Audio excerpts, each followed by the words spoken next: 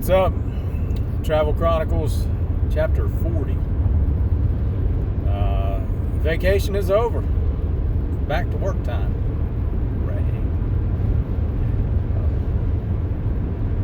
No, it's fine.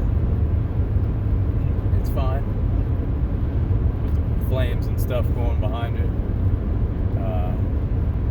Last week was a vacation, sort of. Stayed at home with my mom, and I was thinking about it. When I was in college, I stayed there for weeks. Did an internship.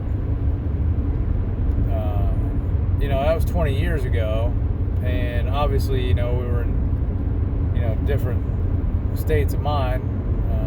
I think Mom still thinks she's in that same state, but I came to the realization this week that she's not going to change from what she does. And you get to a certain point, she's 90 years old, she's going to do what she wants to do. And she's done things a certain way for at least the last 20 years, so she's probably going to continue to do those things. That's just how it is. And I think she would rather just live out her life in her house, however it is, however difficult it is to get around, or however she doesn't want to listen and not do what I tell her.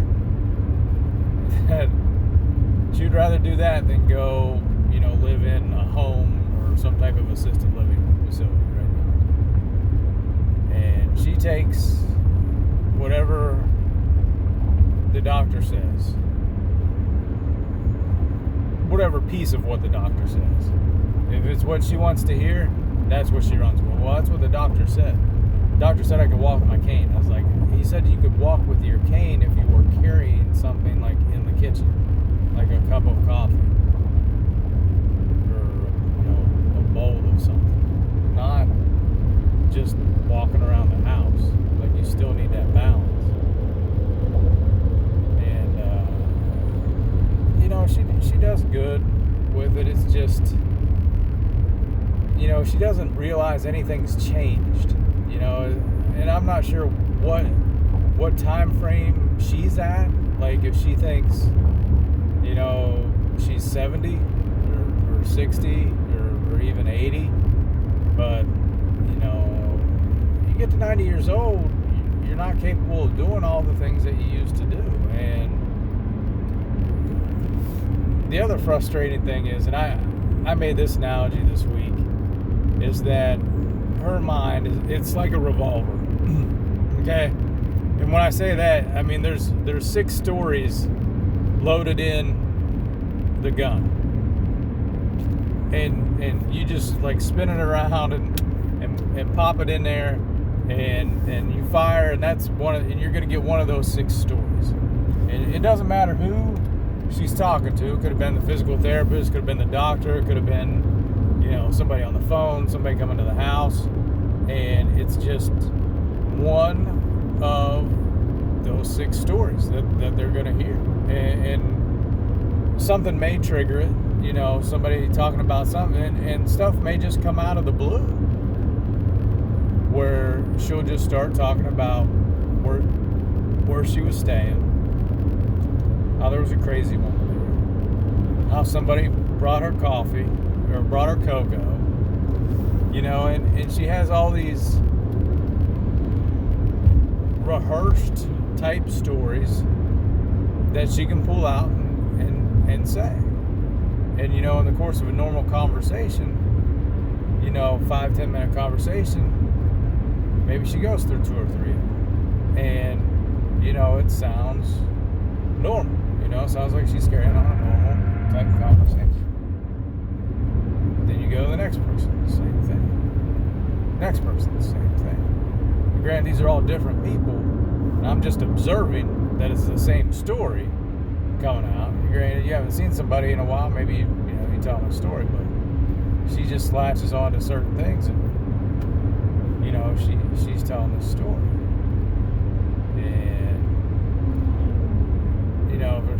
things my mom is good at. One's generating sympathy for herself.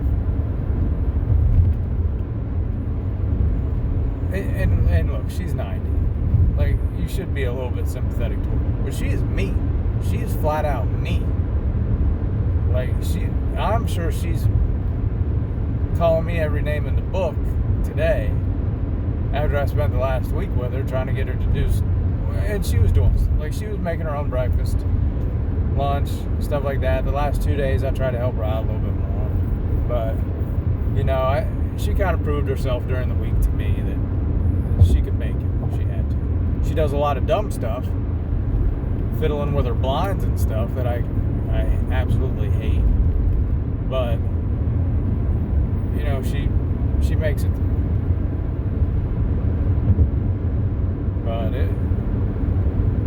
what was the other thing that she does? Well, I can't remember. Hoards yarn and books, maybe. There's just so many books, so much yarn in that house. It's ridiculous.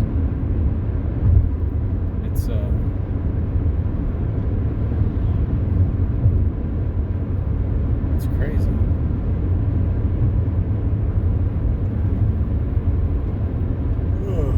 Yeah, I'm a little tired, right? I take a week's vacation. You think, oh, it's gonna be relaxing. You're gonna get to sleep in. No.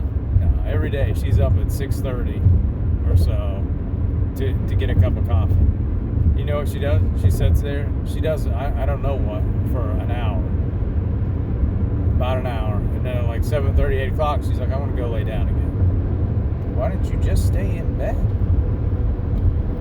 Why get up? Go drink coffee and then go lay back down. I don't think the caffeine has any effect on her whatsoever at this point in her life. One, because she drinks like 8 or 9 cups of coffee a day. Like she fills that pot up, fills the coffee maker up at night, and then the whole rest of the next day she's just drinking coffee. I don't know. It used to be like that. It was like that before. I don't know. She's drinking a ton of coffee.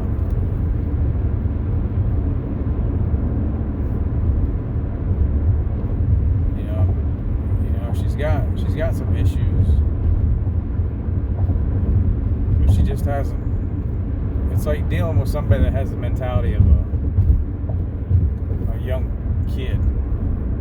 It's like a 4 or 5 year old that you're trying to tell them to do something and they won't do it. Even though it's for their benefit, to help them. It's just that mentality is, I'm going to do what I want, and just not learning, not picking things up. A couple times we got into, I don't want to say fights, but where she got mad to the point where she just yelled out. Just because she doesn't think about stuff, and she doesn't want to think about stuff. Which that's fine, but at some point, like, things have to happen. She's like, well, what's her name's gonna come stay with me? Somebody, Kathy. She's like, really? Like, if you talk to her about how that's gonna work, where's she gonna stay, how long is she gonna stay, you can feed her, you can pay her. Oh, that's what I get. So, my brother may have to talk to her and figure some stuff out. Yeah, I got a haircut there right before vacation. Also got a tick yesterday. I did get to run a good bit and do a new abdominal workout, so that was good. But other than that, it was pretty much just being at home. And the thing that sucked was like, yeah, I used to live there. Yeah, it used to be just me and Mom. But I didn't have a family then, right? Because, I got a wife and kids, and the kids are into stuff. And, I'm not saying I would have seen them a lot last week, but, Faith did have a birthday party on Sunday, and then my brother-in-law's had a birthday party on Saturday. So, Mom wouldn't want to go to any of that stuff. She just wants to stay down.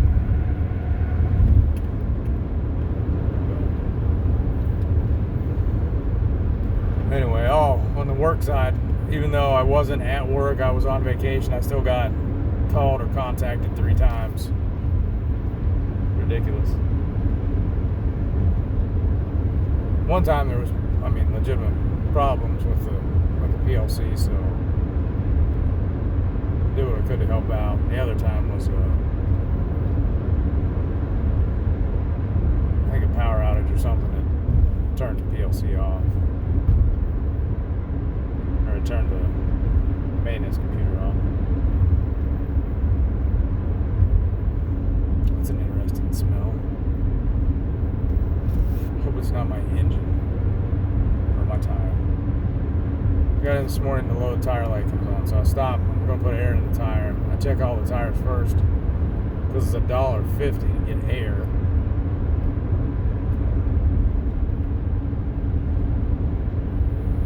For 5 minutes. It doesn't take you 5 minutes to put air in the tire, for one. But anyway, the light came on, so I pulled over. I'm going to get air. I check every tire. They're all 32 or better. I'm like, what the heck? Why is the light coming? The light shouldn't come on until it gets down like 25.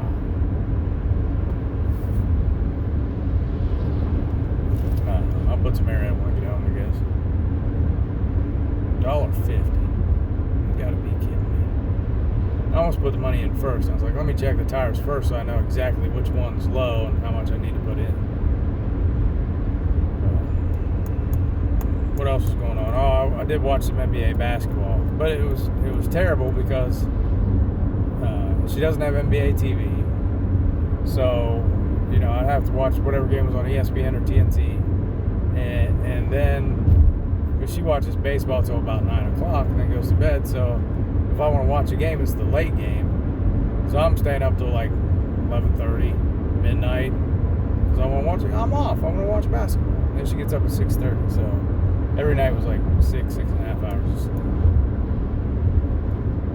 And every time I tried to take a nap in the afternoon, the phone would ring. Oh, it was terrible.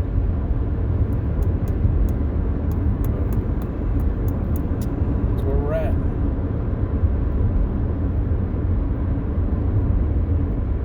COVID's still out there. School got pushed back. Start date. That's fine. I'm surprised they still wanted to go ahead and go with it. I think they should. I did hear an interesting story this week. This is the last thing I'll say. And this is third or fourth hand information. I'm not sure how far down the chain I am, but it's no lower than fourth hand. Okay. There was a little girl. Actually, I'm not sure that she was like a little girl, but I'm going to say a minor. She was kicked in the head by a horse earlier this year.